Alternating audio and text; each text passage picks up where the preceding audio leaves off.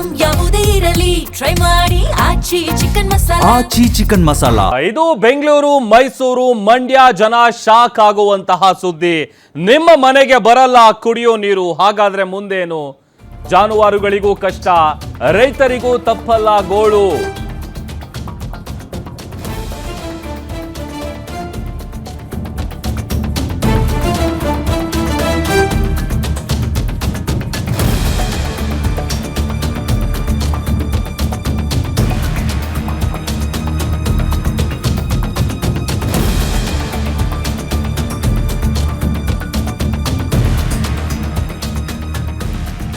ಇದು ಬೆಂಗಳೂರು, ಮೈಸೂರು, ಮಂಡ್ಯ ಜನ ಶಾಕ್ ಆಗುವಂತ ಸುದ್ದಿ. ನಿಮ್ಮ ಮನೆಗೆ ಬರಲ್ಲ ಕುಡಿಯೋ ನೀರು, ಮುಂದೇನು? ಜಾನುವಾರುಗಳಿಗೂ ಕಷ್ಟ, ರೈತರಿಗೂ ಕೂಡ ತಪ್ಪಲ್ಲ ಗೋಳು. ನೀರಿಲ್ಲದೆ ಬಣಗುಡ್ತಾ ಇದೆ ಕೆಆರ್ಎಸ್ ಜಲಾಶಯ. 88 ಅಡಿಗೆ ಕುಸಿದಿದೆ ಕೆಆರ್ಎಸ್ ಡ್ಯಾಂ ನೀರಿನ ಮಟ್ಟ. ಹಿನ್ನೀರಿನಲ್ಲಿ ಮುಳುಗಿದ್ದಂತಹ ಲಕ್ಷ್ಮೀನಾರಾಯಣ ಸ್ವಾಮಿ ದೇಗುಲ ಏನಿದೆ ಅದು ಗೋಚರ ಆಗ್ತಾ ಇದೆ. ಅಂದ್ರೆ ಎಷ್ಟೇ ಮಟ್ಟಿಗೆ ನೀರು ಕಡಿಮೆ ಆಗಿದೆ ಅನ್ನುವಂಥದ್ದು ನಾವು ಗಮನಿಸಬಹುದು. ಕೆಆರ್ಎಸ್ಗೆ ಬರುವಂತಹ ಒಳಹರಿವಿನ ನೀರಿನ ಪ್ರಮಾಣ ಕೂಡ ಕಡಿಮೆ ಆಗಿದೆ. ಜಿಲ್ಲೆಯಲ್ಲಿ ಹರಿಯುವಂತಹ ಜೀವ ನದಿಗಳಲ್ಲೂ ಕೂಡ ನೀರಿಲ್ಲ. ಕಾವೇರಿ, ಹೇಮಾವತಿ, ಶಿಂಷಾ, ಲೋಕಪಾವನಿ ನದಿಯಲ್ಲಿ ನೀರಿಲ್ಲ. ನೀರಿಲ್ಲದೆ ಈಗ ಬತ್ತಿ ಹೋಗಿದೆ ವೈಷ್ಣವಿ ನದಿ. ಒಂದು ಕಡೆ ರೈತರು ಕಂಗಾಲಾಗಿದ್ದಾರೆ. ಅದರಲ್ಲೂ ಗರಿಷ್ಠ ನೀರಿನ ಮಟ್ಟ ಎಷ್ಟಪ್ಪ ಅಂತಂದ್ರೆ 124 ಅಡಿ ಇರೋದು.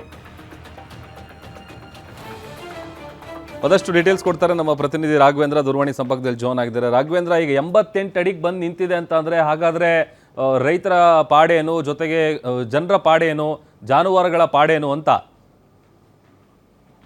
ಎಸ್ ಪ್ರಭು, ಮಂಡ್ಯ ಜಿಲ್ಲೆಯ ರೈತರ ಜೀವನ ನಡೆಸಿದ ಕೆಆರ್ಎಸ್ ಜಲಾಶಯ ಇದೀಗ ಬೇಸಿಗೆಯ ಬಿಸಿಲಿಗೆ ದಿನೇ ದಿನೇ ಬತ್ತಿ ಹೋಗ್ತಾ ಇದೆ. ಅದರಲ್ಲೂ ಕೂಡ 124.80 ಗರಿಷ್ಠ ಅಡಿ ಇದ್ದಂತಹ ಕೆಆರ್ಎಸ್ ನೀರಿನ ಮಟ್ಟ ಇದೀಗ ದಿನೇ ದಿನೇ ಕುಸಿತ ಹಾಗೂ ಇದೀಗ 88 ಅಡಿಗೆ ಕುಸಿದಿರುವಂತದ್ದು. ಹೀಗಾಗಿನೇ ಕೂಡ ಈಗ ಕೆಆರ್ಎಸ್ ನಲ್ಲಿ ಬಹುತೇಕ ನೀರಿಲ್ಲದೆ ಕೆಆರ್ಎಸ್ ಬಣಗುಡ್ತಾ ಇರುವಂತದ್ದು. ಅದರಲ್ಲೂ ಕೂಡ ಈಗ 88 ಅಡಿಗೆ ಕುಸಿದ ಹಿನ್ನೆಲೆಯಲ್ಲಿ ಕೆಆರ್ಎಸ್ ಜಲಾಶಯದಲ್ಲಿ ಮುಳುಗಿದ್ದಂತಹ ಒಂದು ದೇಗುಲ ಇತ್ತು, ಆ ಒಂದು ನಾರಾಯಣ ಸ್ವಾಮಿ ದೇಗುಲ, ಆ ಒಂದು ಲಕ್ಷ್ಮೀನಾರಾಯಣ ದೇಗುಲ ಈಗ ಕಾಣ್ತಾ ಇರುವಂತದ್ದು. ಜೊತೆಗೆ ಮುಳುಗಿದಂತ 10 ಹಳ್ಳಿಗಳ ಪ್ರದೇಶ ಕೂಡ ಈಗ ಕೆಆರ್ಎಸ್ ನ ನೀರಿನಲ್ಲಿ ಕಾಣಿಸ್ಕೊಂಡಿರುವಂತದ್ದು. ಇಲ್ಲಿನ ಒಂದು ಬರಗಾಲದ ತೀವ್ರತೆಗೆ ಸಾಕ್ಷಿಯಾಗಿರುವಂತದ್ದು. ಯಾಕೆಂದ್ರೆ ಕೆಆರ್ಎಸ್ ಈ ಭಾಗದ ಜೀವನಾಡಿ ಅಂತಾನೆ ಹೇಳ್ಬೋದು.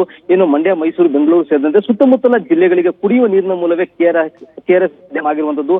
ಆದ್ರೆ ಈಗ ಈ ಒಂದು ರಣಬಿಸಿಲಿಗೆ ಕೆಆರ್ಎಸ್ ನೀರಿನ ಮಟ್ಟ ದಿನೇ ದಿನೇ ಕುಸಿತ ಆಗ್ತಾ ಇದೆ. ಇನ್ನುಳಿದಿರುವಂತಹ ಕೇವಲ 15 ಟಿಎಂಸಿ ನೀರಿನಲ್ಲಿ ಈ ಒಂದು ವಾರಕ್ಕಷ್ಟ ಆಗುವಷ್ಟೇ ಮಾತ್ರ ಕುಡಿಯುವ ನೀರು ಇರುವಂತದ್ದು. ಹಾಗಾಗಿ ಕೂಡ ಈಗ ಮುಂದಿನ ದಿನಗಳಲ್ಲಿ ಮಳೆ ಏನಾದ್ರು ಆಗದೇ ಇದ್ದಂತಹ ಸಂದರ್ಭದಲ್ಲಿ ಕುಡಿಯುವ ನೀರಿಗೆ ಬಹುತೇಕ ಹಾಹಾಕಾರ ಎದುರುವಂತಹ ಸಾಧ್ಯತೆ ಇರುವಂತದ್ದು. ಅದರಲ್ಲೂ ಕೂಡ ಹೆಚ್ಚಿನ ನೀರಿನ ಮೂಲವನ್ನು ಅವಲಂಬಿಸುವಂತ ಬೆಂಗಳೂರು ಹಾಗೂ ಮೈಸೂರಿಗೆ ಸಾಕಷ್ಟು ಈ ಒಂದು ಕುಡಿಯುವ ನೀರಿನ ಸಮಸ್ಯೆ ಎದುರಾಗುವಂತದ್ದು. ಯಾಕೆಂದ್ರೆ ಈಗಾಗಲೇ ಮುಂಗಾರು ಆರಂಭ ಆಗ್ಬೇಕಿತ್ತು, ಆದ್ರೆ ಇದುವರೆಗೂ ಕೂಡ ಮುಂಗಾರು ಆರಂಭ ಆಗದೆ ಈ ಕೆಆರ್ಎಸ್ ಜಲಾಶಯದ ನೀರಿನ ಮಟ್ಟ ಬತ್ತುತ್ತಾ ಇದೆ. ಅದೊಂದೇ ಜಿಲ್ಲೆಯಲ್ಲಿದ್ದಂತ ಬಹುತೇಕ ಜೀವ ನದಿಗಳು, ಏನು 5 ನದಿಗಳನ್ನು ಹೇಳ್ಕೊಳ್ಳೋದ್ರಿಂದ ಕಾವೇರಿ, ಹೇಮಾವತಿ, ಮತ್ತೆ ಲೋಕಪಾವನಿ ಹಾಗೂ ಶಿಂಷಾ ಹಾಗೂ ವೀರವೈಷ್ಣವ ನದಿಗಳೆಲ್ಲವೂ ಕೂಡ ಈಗ ನೀರಿನ ಚಲನೆಯನ್ನು ನಿಲ್ಲಿಸಿರುವಂತದ್ದು. ಅದರಲ್ಲೂ ಈಗ ಏನು ಶಿಂಷಾ ನದಿ ಬತ್ತಿ ಹೋಗುವ ಹಂತದಲ್ಲಿದ್ರೆ ವೀರವೈಷ್ಣವ ನದಿ ಈಗ ಹರಿವಿಲ್ಲದೆ ಅದು ಕೂಡ ಸಂಪೂರ್ಣವಾಗಿ ಬತ್ತಿ ಹೋಗಿದೆ. ಇನ್ನುಳಿದಂತ ಕಾವೇರಿ ಹಾಗೂ ಹೇಮಾವತಿ ನೀರಿನ ಮಟ್ಟವು ಕೂಡ ದಿನೇ ದಿನೇ ಕಡಿಮೆಯಾಗಿ ಅದು ಕೂಡ ತಳ ಕಾಣುವಂತ ಮಟ್ಟಿಗೆ ನದಿಯ ನೀರು ಕಾಣ್ತಾ ಇರುವಂತದ್ದು ಈ ಭಾಗದಲ್ಲಿ ಆತಂಕಕ್ಕೆ ಕಾರಣ ಆಗಿರುವಂತದ್ದು. ಪ್ರಭು, ಓಕೆ, ಥ್ಯಾಂಕ್ ಯು ರಾಘವೇಂದ್ರ.